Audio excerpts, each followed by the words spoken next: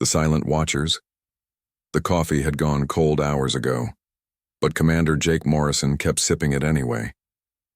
The bitter taste matched his mood as he stared at the tactical display showing 3 red dots where human colonies used to be.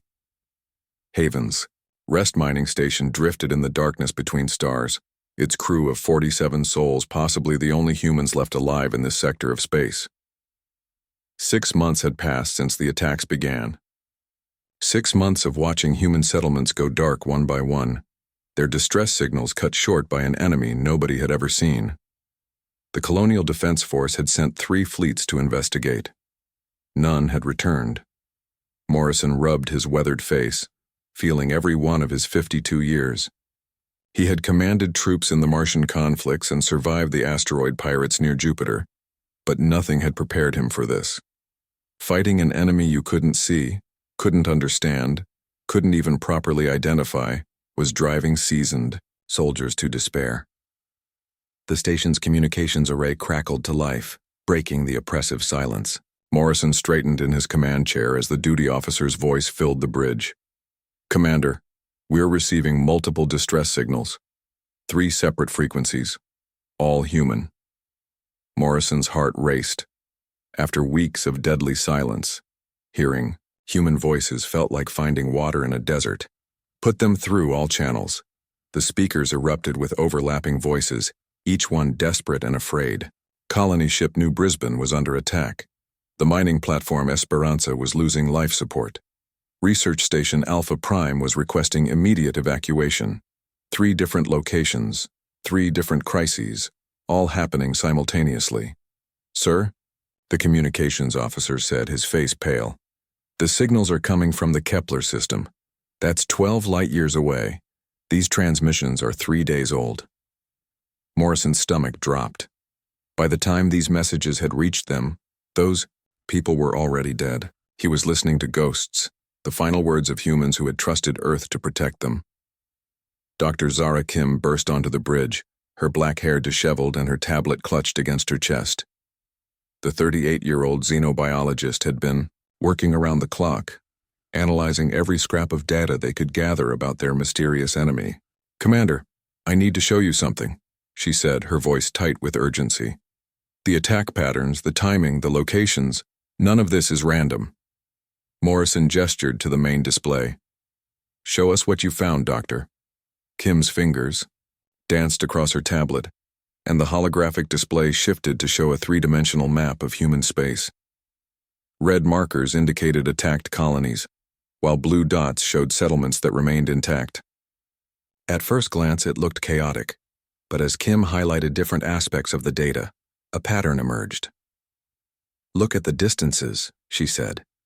"Every attacked colony is exactly 43 light-years from Earth. Not 42, not 44. Exactly 43. Morrison studied the display more carefully. She was right. The attacked settlements formed a perfect sphere around Earth, as if someone had drawn a circle in 3-dimensional space and methodically eliminated everything within it. "There's more," Kim continued. "The attacks always happen in groups of 3, spaced exactly 72 hours apart. Each attack lasts precisely 4 hours and 17 minutes.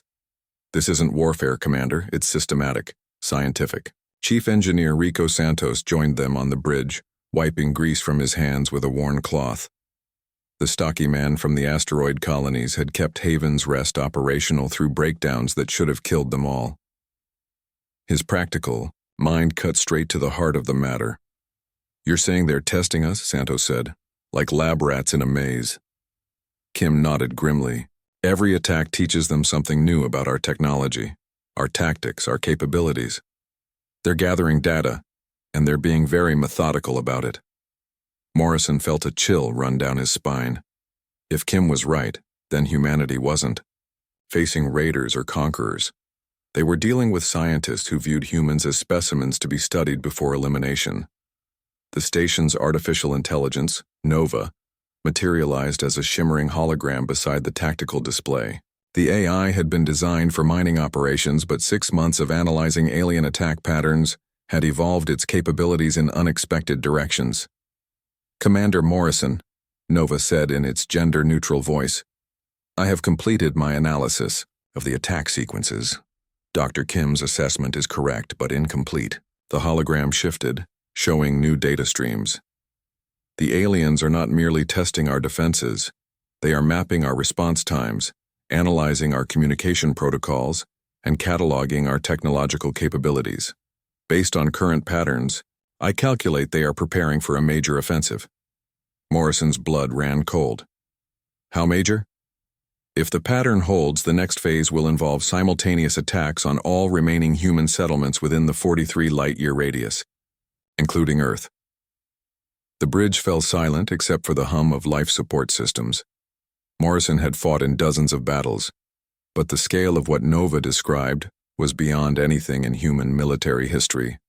An attack on every human world at once would require thousands of ships and perfect coordination across impossible distances. When? Morrison asked quietly. Based on the current interval pattern, I estimate 47 days until the coordinated assault begins. 47 days until humanity faced extinction. Morrison closed his eyes, feeling the weight of responsibility crushing down on him. Haven's Rest was just a mining station with minimal defenses. Against an enemy that had destroyed entire fleets, they were less than helpless. The communication console chimed with an incoming priority transmission. Morrison opened his eyes to see the Colonial Defense Force emergency frequency activating. This was the channel reserved for the highest levels of military command. "This is Admiral Victoria Hayes, Colonial Defense Command," came the crisp voice. "I am transmitting on all emergency frequencies to any surviving human installations. If you are receiving this message, respond immediately with your status and location." Morrison straightened and activated the response transmitter. "Admiral Hayes, this is Commander Jake Morrison, Haven's Rest Mining Station. We have 47 personnel, minimal defensive capabilities, and detailed intelligence on enemy attack patterns." The response came after a brief delay.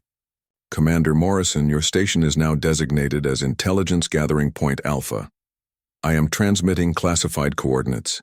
You are ordered to proceed immediately to those coordinates and await further instructions." Morrison looked at the coordinates appearing on his screen. They pointed to an empty region of space between star systems, a place where no human settlement should exist. "Admiral, those coordinates show empty space. There's nothing there." "Commander, you are operating under emergency wartime protocols. Follow your orders." Admiral Hayes out. The transmission ended, leaving the bridge crew staring at each other in confusion.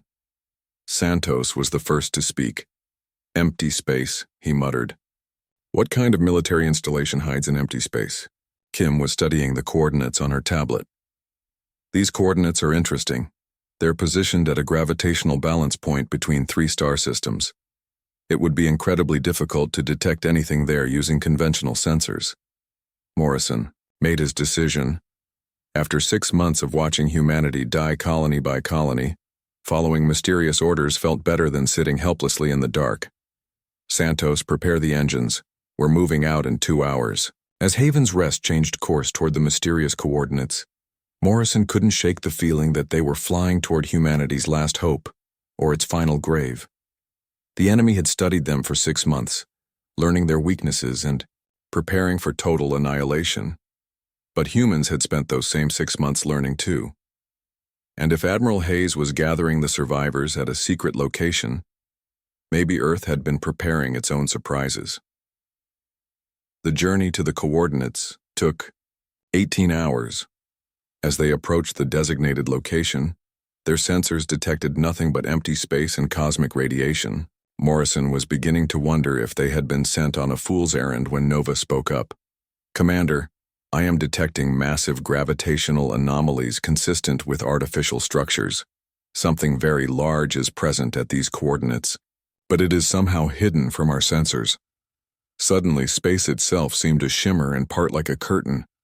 What had appeared to be empty void revealed itself as the largest artificial structure Morrison had ever seen. A space station the size of a small moon hung in the darkness, its hull gleaming with unfamiliar metals and technologies. Docking bays opened like massive mouths, and guidance lights led Haven's Rest toward one of the smaller berths. As they approached, Morrison could see dozens of other ships already docked. Human ships from across the galaxy, survivors like themselves who had received the same mysterious orders. The docking bay sealed behind them, and artificial gravity took hold. Morrison and his senior staff prepared to disembark, not knowing what they would find but hoping it would be better than extinction. Admiral Hayes was waiting for them in the docking bay, her uniform crisp despite the circumstances. She was younger than Morrison had expected, perhaps 45, with steel-gray eyes that had seen too much war. "Commander Morrison," she said, extending her hand. "Welcome to Titan's Forge. We have a lot to discuss and very little time." Morrison shook her hand, noting the strength in her grip. "Admiral, what is this place? How long has it been here?" Hayes smiled for the first time since they had arrived. "Commander, this facility has been under construction for 20 years. Earth has been preparing for this war longer than you might think. The enemy believes they have been studying us in secret, but we have been studying them too." She gestured toward a massive viewing port that looked out into the station's interior. Morrison's breath caught in his throat. Stretching away into the distance were rows upon rows of warships unlike anything he had ever seen. They were sleek and angular, their hulls incorporating technologies that seemed almost alien. "What you see before you, Commander, is humanity's deadliest war fleet, ships designed not just to fight, but to think, adapt, and overcome any enemy we might face." Morrison stared at the impossible sight. "How many ships?" 3,000 combat vessels, Commander. Each one crewed by the best humanity has to offer, and equipped with technologies that will surprise our enemies." Kim stepped forward, her scientific mind racing. "Admiral, the energy signatures I'm reading from those ships are unlike anything in our current technology base. How is this possible?" Hayes turned to the xenobiologist with interest. "Dr. Kim, isn't it? Your analysis of the enemy attack patterns has been invaluable. To answer your question, we have had help. 20 years ago, Earth made contact with other species who had faced these same enemies. Species who barely survived their encounters and were willing to share their knowledge with us." Morrison felt hope stirring in his chest for the first time in months. "You're saying we're not alone in this fight?" "No, Commander, humanity has allies. And together we're going to show these creatures that studying humans and defeating humans are two very different things." As they walked deeper into the station, Hayes explained humanity's secret preparation. For 2 decades, Earth's greatest minds had worked in absolute secrecy, developing new technologies and strategies based on encounters with the enemy that had never been made public. The enemy had studied humanity for 6 months, believing they held all the advantages. But humanity had been studying them for 20 years, and the time for hiding was finally over. Morrison looked out at the vast fleet one more time, feeling something he had almost forgotten. Confidence. The enemy was coming, but humanity would be ready. And when the battle began, they would discover that the deadliest weapon in the human arsenal wasn't any piece of technology. It was the refusal to give up, even when all hope seemed lost. The deadliest Fleet Admiral Sarah Cross stood on the bridge of the UES Prometheus, humanity's newest and most advanced warship, watching as the last of the evacuation transports cleared Earth's orbital space.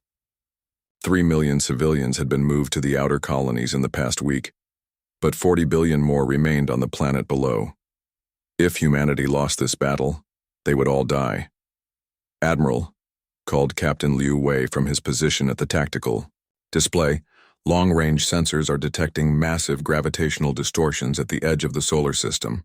The enemy fleet is arriving." Cross nodded grimly. After 20 years of preparation, the moment of truth had finally come. The enemy had studied humanity for months, believing they understood human capabilities and limitations.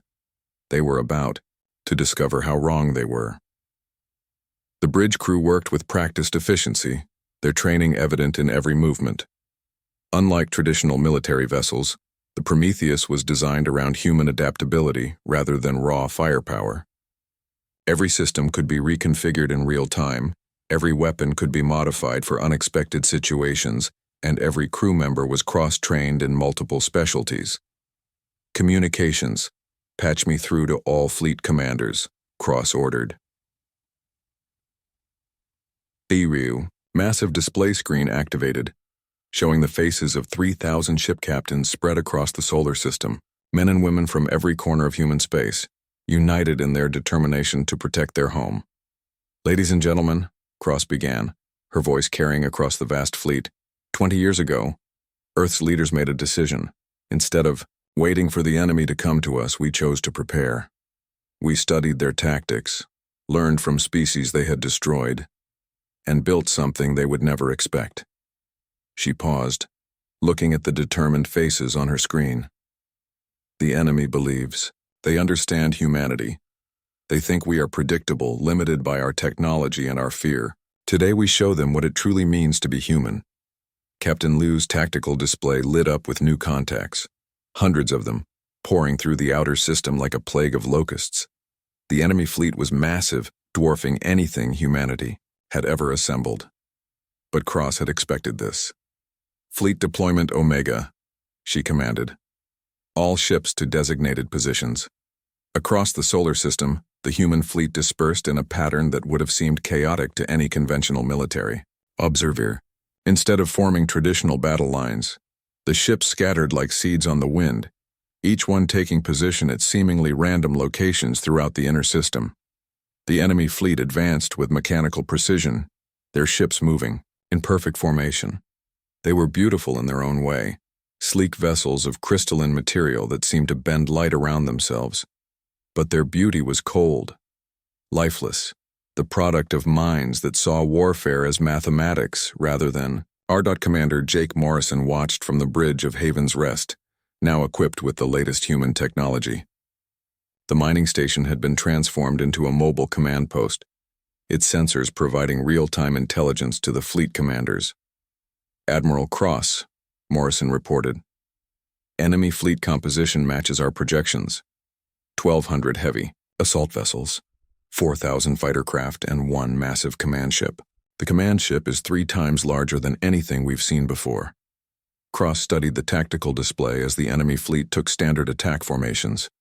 Their approach was methodical, professional, and completely predictable. They had learned humanity's conventional tactics over 6 months of attacks, and they were preparing to counter every strategy Earth had ever used. Dr. Kim, Cross called to the xenobiologist who had been assigned to her bridge crew. Are you reading the same energy patterns from their command ship? Kim's eyes were glued to her instruments. Yes, Admiral. That ship is generating the same quantum field we detected during the colony attacks. It's how they disable our conventional weapon systems. This was the enemy's greatest advantage, the technology that had allowed them to destroy human fleets without taking significant losses. Any ship that entered their quantum field found its weapon systems inexplicably failing, leaving them helpless against the enemy's assault. But Cross smiled as she watched the enemy deploy their field generators. They were using their most powerful weapon exactly as she had hoped they would. Fleet Command, initiate Protocol 7, she announced. Across the solar system, 3,000 human ships began to change. Hull plates shifted and reconfigured. Weapon systems that had appeared conventional revealed hidden capabilities. Energy, signatures altered as new technologies came online. The enemy had studied humanity's conventional technology, but they had never seen what Earth's engineers had built in secret. Every ship in the human fleet was equipped with adaptive systems that could transform their basic functions in response to battlefield conditions. Enemy quantum field is at full strength, reported Captain Liu. Any conventional fleet would be completely helpless by now. Good thing we're not conventional, Cross replied. All ships weapons free. Show them what human ingenuity looks like. The battle began with humanity doing exactly what the enemy expected them to do. Human ships advanced in traditional attack formations, their weapon systems appearing to fail as they entered the quantum field. To the enemy observers, it must have seemed like just another easy victory. Then the human ships opened fire. Instead of the familiar energy weapons the enemy had studied, streams of superheated metal erupted from the human vessels. Kinetic rounds that relied on simple physics rather than complex energy systems. The enemy's quantum field, so effective against directed energy weapons, was completely useless against chunks of metal traveling at relativistic speeds. The enemy formation staggered, as dozens of their ships were torn apart by the unexpected assault. Their perfect coordination wavered as commanders tried to understand what was happening, but Cross wasn't finished surprising them.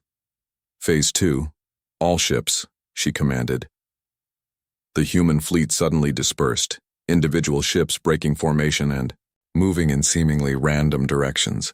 To any observer, it looked like complete chaos, but there was method in the madness. Each human ship was equipped with quantum entanglement communicators, allowing instantaneous coordination across any distance. While the enemy fleet struggled to maintain formation using conventional communications, the human ships moved like a single organism with 3,000 bodies. Morrison watched in amazement as the tactical display showed the human fleet dancing through space. Ships that seemed to be fleeing suddenly reversed course to attack from unexpected angles. Vessels that appeared damaged revealed themselves to be perfectly functional, having used holographic disguises to confuse enemy targeting systems. "The enemy is adapting," Kim reported. "They're modifying their quantum field to affect kinetic weapons as well." Cross had expected this. The enemy's greatest strength was their ability to analyze and counter new threats. But she had spent 20 years preparing for exactly this moment. "Phase 3, she announced. "Deploy the Ghost Protocol." Now came humanity's greatest secret, the technology that had taken 20 years to develop and perfect.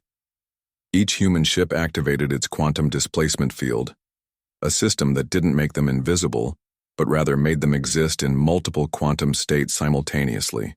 From the enemy's perspective, every human ship suddenly became dozens of ships, each one equally real and equally dangerous. Their targeting systems, designed to track single objects, became overwhelmed trying to process thousands of simultaneous contacts.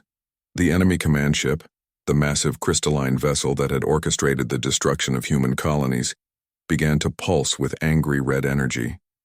Morrison's sensors detected massive power buildups as the alien vessel prepared to deploy a weapon of unprecedented scale. "Admiral," Morrison warned, "the command ship is charging some kind of superweapon. Energy output is off the charts." Cross had been waiting for this moment. The enemy's pattern was always the same. When faced with unexpected resistance, they escalated to total destruction. It was their predictability that would be their downfall. "All ships, final phase," Cross announced. "Operation Last Stand." 3,000 human ships suddenly converged on the enemy command vessel from every direction simultaneously. It should have been suicide, flying directly into the most heavily defended ship in the enemy fleet. But the human ships weren't attacking conventionally. Each vessel deployed quantum anchor mines, devices that created localized gravitational distortions. Individually, the mines were insignificant. Together, they began to tear space-time itself around the enemy command ship. The massive alien vessel found itself trapped in a web of conflicting gravitational fields, its own incredible mass working against it. The superweapon it had been charging began to overload as spatial distortions interfered with its targeting systems. Morrison watched in awe as the enemy command ship began to tear itself apart, its crystalline hull cracking under impossible stresses. The alien fleet, so perfectly coordinated moments before, fell into chaos as their command structure collapsed. But the battle wasn't over. Even without their command ship, the enemy vessels continued to fight with mechanical determination. Human casualties mounted as the fighting intensified, each loss a reminder of what was at stake. Cross made the hardest decision of her career. All ships ramming speed, protect Earth at any cost. Across the human fleet, crews made their final choices. Ships that were too damaged to continue fighting aimed themselves at enemy vessels and activated their self-destruct systems. Captains said goodbye to their families and flew their ships into enemy formations, buying time for others to escape. The sacrifice wasn't in vain. As the enemy fleet was decimated by human determination, the remaining alien ships began to retreat.